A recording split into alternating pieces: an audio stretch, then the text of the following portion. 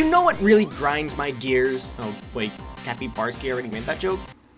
Whoops. Anywho, Gear It Up! Which, strangely enough, I've heard very mixed opinions about. Released by Bob Space Racers in 2015, Gear It Up has been a game I've held close and dear to me for a very long time.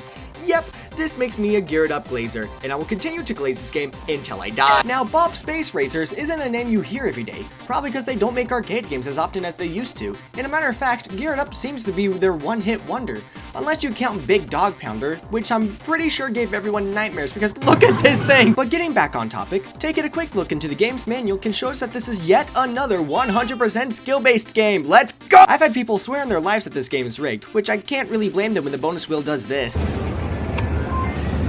Yeah, it definitely looked like it skipped, but shockingly, it didn't.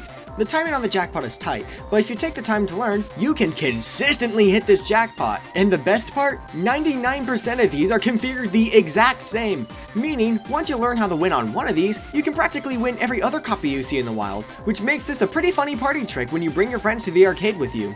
But I hear what you're saying. How does someone win one of these? And to that I say, okay, you see this little black hole? You're going to want to use that as your crosshair. On the first gear, you want to make sure that that lines up with a miss.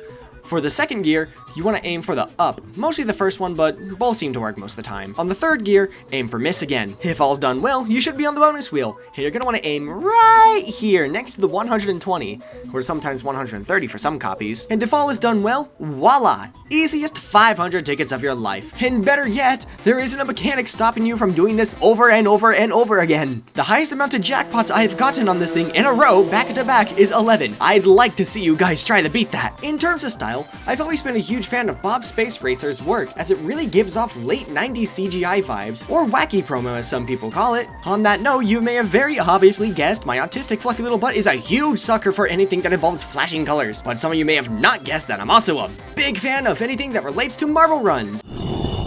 Zesty, that is the most expected interest you could have had. But look, we have the best of both worlds!